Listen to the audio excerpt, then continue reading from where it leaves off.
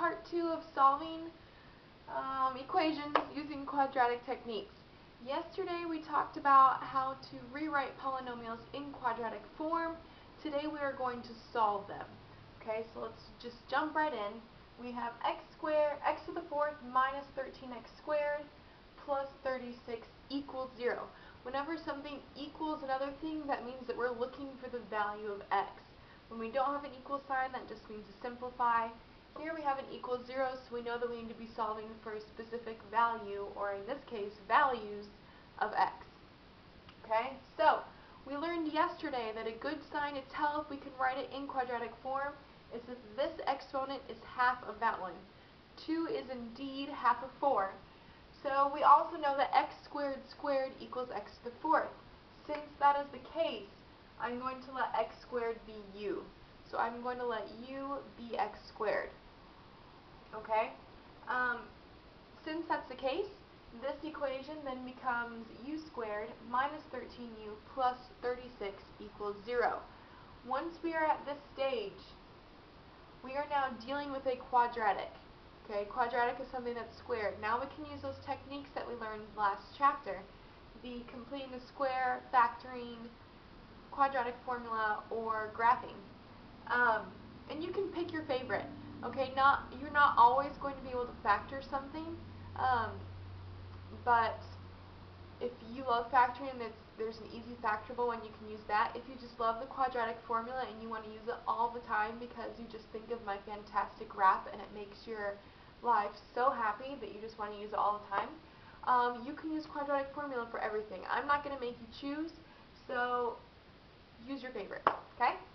I chose factoring because for me it's simple and quicker than the other two options, but if you like quadratic formula or completing the square, go for it.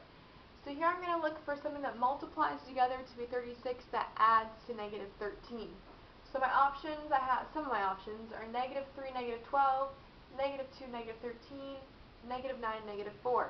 Negative 9 and negative 4 do work, so I'm going to go ahead and plop them into my brackets, and I have u minus 9 times u minus 4 equals 0.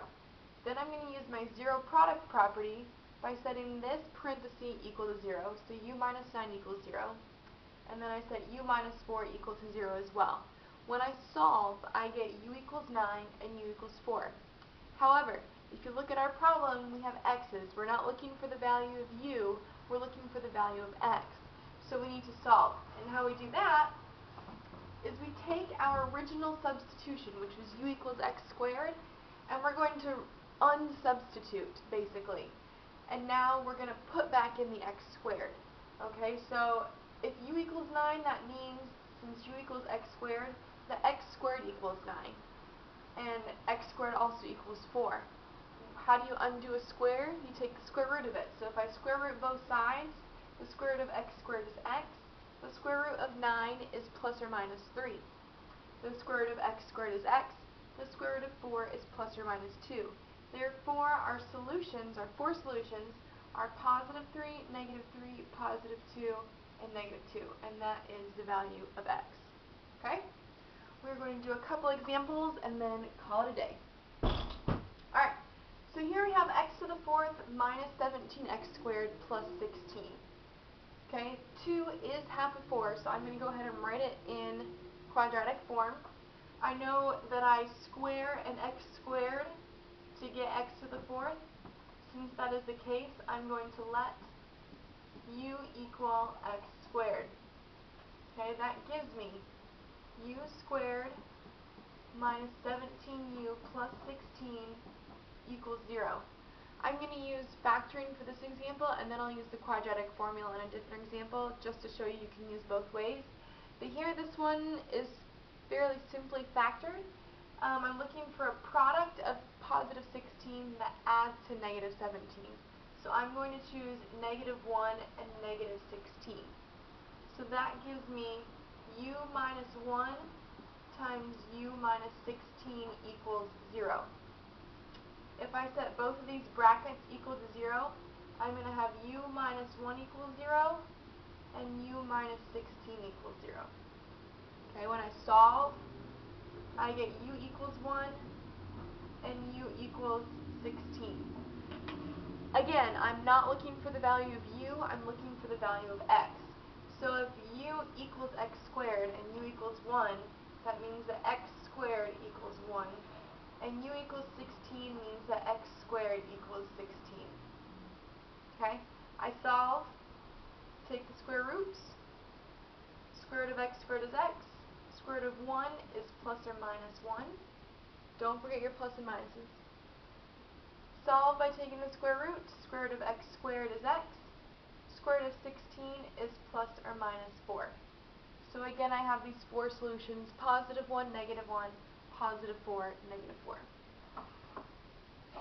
Over here, I have x to the 5th minus 50x cubed plus 49x equals 0. Is 3 half of 5? No.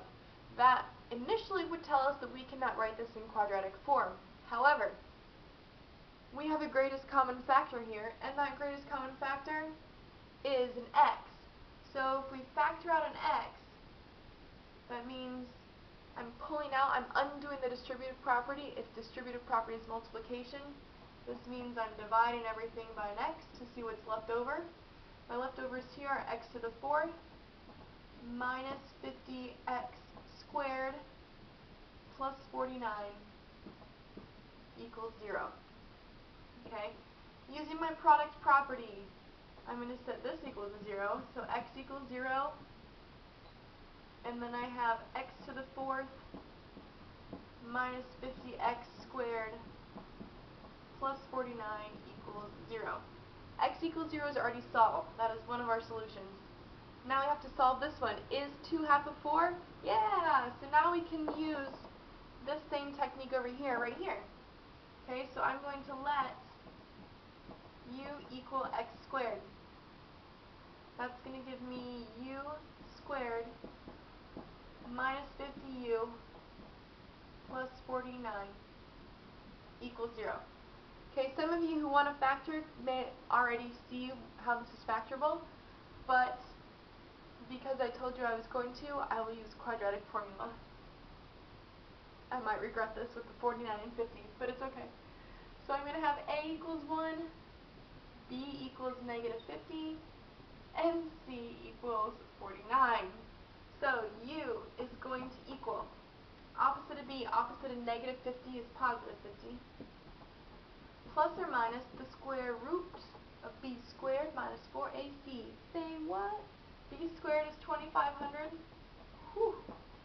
Minus 4 times a times c all over 2a. 4 times 49 is going to be 4 times 50, which is 200 minus 4, 196. U equals 50 plus or minus the square root of 2500 minus 196 all over 2. That is going to be 50 plus or minus the square root of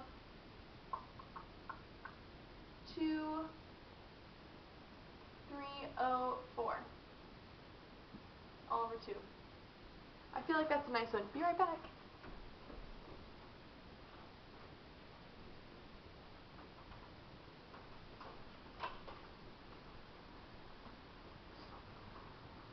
Oh, be prepared. Always come prepared. This is actually the square root of 48, or equals 48. What are the chances? Okay, so I'm going to have 50 plus or minus 48 all over 2. 50 plus 48 is 98. Divided by 2, I'm going to get 49. And 50 minus 48 is 2. Divided by 2 is 1. Okay. That is that. However, that is what u equals. So, I'm going to have u equals 49 and u equals 1. What does u equal? X squared. So that means I'm going to have x squared equals 49 and x squared equals 1. If I solve, I take a square root. X equals square root of 49 plus or minus 7. Square root of 1 plus or minus 1. So my solutions, x equals positive 7, negative 7, positive 1, negative 1. Lovely, isn't it? And our last example, I just wanted to show you one of these because sometimes we forget our factoring rules.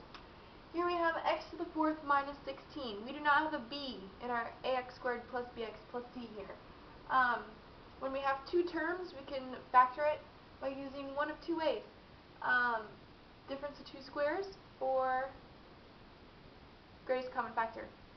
These have no greatest common factors, but how do we get to an x to the 4th? You guessed it, we have an x squared squared equals x to the 4th. So if I let u equal x squared, that means I'm going to have u squared minus 16 equals 0.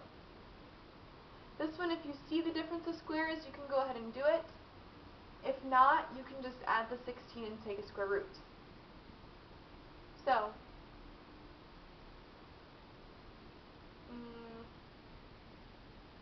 no. I'll do difference of two squares. No, I'm just going to add 16. We'll add 16. U squared equals 16. How do I undo a square? Square root. So u equals plus or minus 4.